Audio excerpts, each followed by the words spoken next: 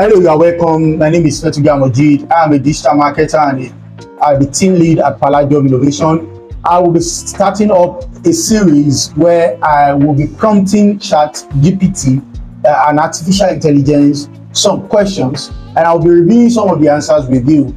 This will be a series, so if you are interested in entrepreneurship, business development, marketing, and sales, no doubt the information is there, but what about the experience? So I'm going to be bringing together two different concepts: what the artificial intelligence gives us and what we can give as a sort of personal experience, business experiences in the business and development industry. So if you are new to this channel, kindly hit the subscribe button and let's get started. So I prompted that ChatGPT should give me what would be the tips. So it says, you are a content marketer, advise your clients on how to grow their audience with content. That is a prompt. So you are a content marketer. I'm giving ChatGPT the instruction that see yourself as a content marketer. So what would be your advice to your audience on how to grow their channels or how to grow their client base? So as a content marketer, my primary goal is to help my clients reach a larger audience and grow their brand. So there are two things here. Reaching out to a large audience means that you are reaching out to large people. Audiences are not your leads, they are not your clients, they are just people who are interested in whatsoever you are offering. The goal here is that you want to reach out to as much as possible, in the thousands, in the millions. So these are just your audience, and it is important because if you have a large audience base, you have some leveling ground to make some influence, because then you are now an influencer. But that is not enough.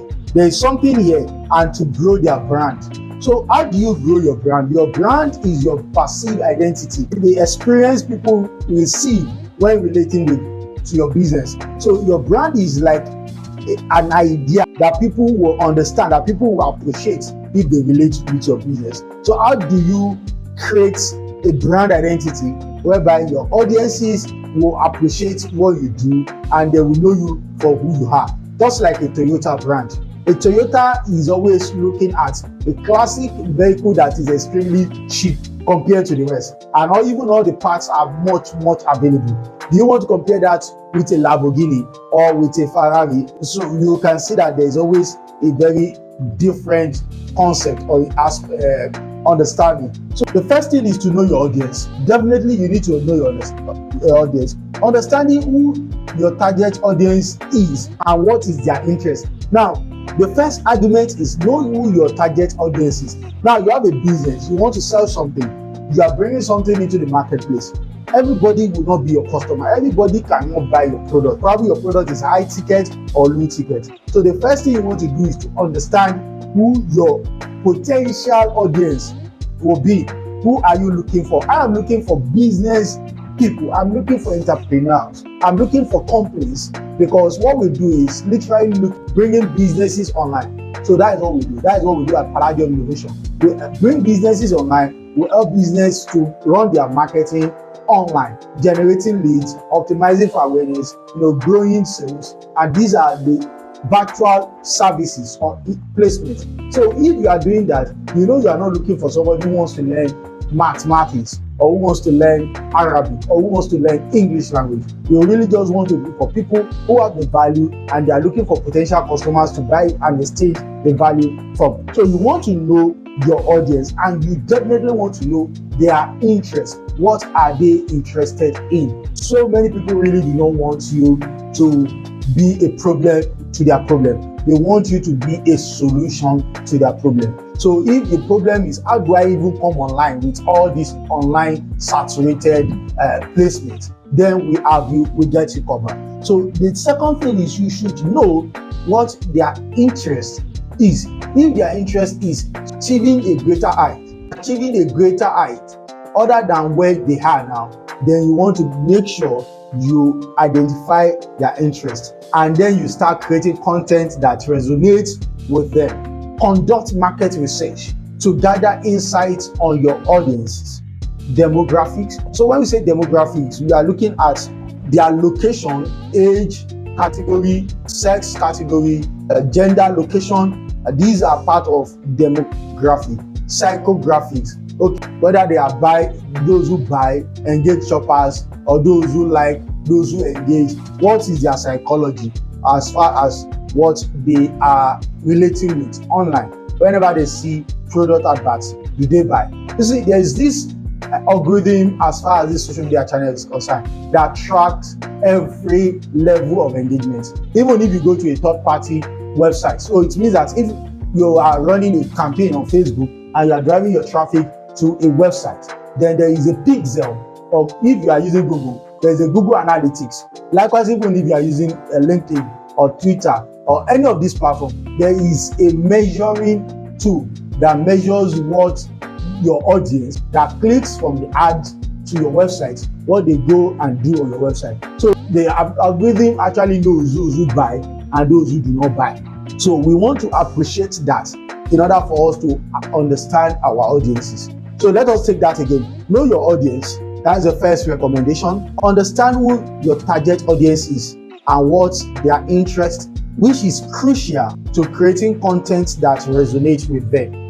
Conduct market research, to gather insights on your audience demographics, psychographics, and behavior. Use this information to create content that addresses their pain points. Now, when we say pain points, if there is no pain, there is nothing, there is no problem, there is no value you are bringing on board. If there is no desire, there is no added value you are bringing on board. So you want to identify the pain points, you want to identify the need, you want to identify there's what is called a PASO model, which is the problem. You identify the problem, you identify the agitation of that problem. Now, agitation is if somebody says something is not well, but that thing that is not well has no impact or effects.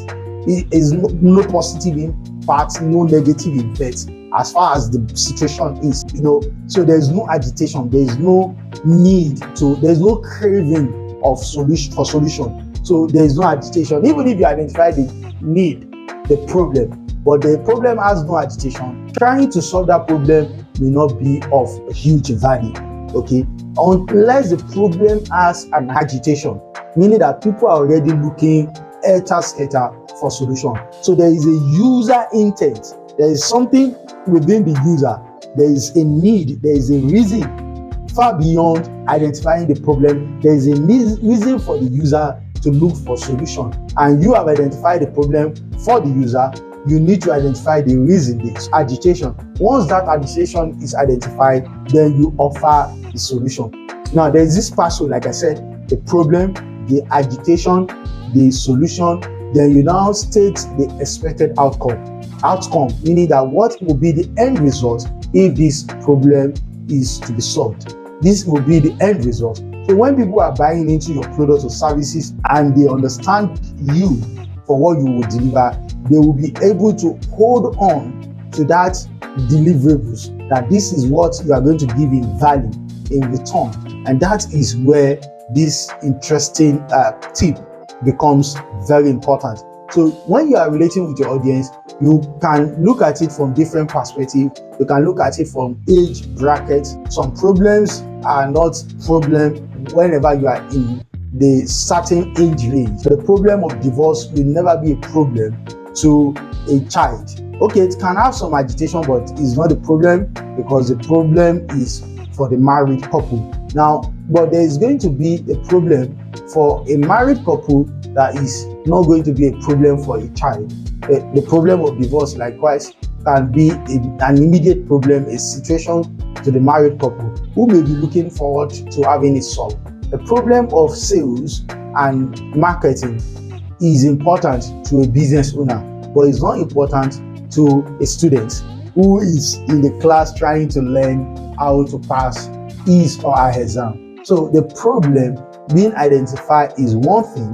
The agitation that the problem has already craved into the mind of your potential audience or your clients, your leads, is also important. So identifying these two aspects gets you to then profiling the solution. So we have the problem, we have the agitation, we have the solution, we have the outcome. So we are going to stop here today because I'm setting up a very consistent event. I will be continuing this session tomorrow, God willing, and I will be using ChatGPT, OpenAI.com ChatGPT for this guide. I will just be throwing some questions to ChatGPT. From the answers, I will take my time to explain, and the aim is note that everything we'll be discussing in these sessions and in this forum will be solely for business-oriented people, for entrepreneurs. It's a long journey, okay? So we want to make sure that we bring as much value as humanly possible, both from the real-time experience and from the artificial intelligence. So if you are new to this channel, kindly hit the subscribe button. That is all I ask. Kindly share this video. It's really encourages me to continue this effort. And if you have any interest or any need for web development and digital marketing, consultancy is available. You will see my contact, my WhatsApp contact. I just need to sign up for a free 30-minute session where we can look at what you're doing and what you can do to improve on that. Like I said, I want to say thank you, all the best.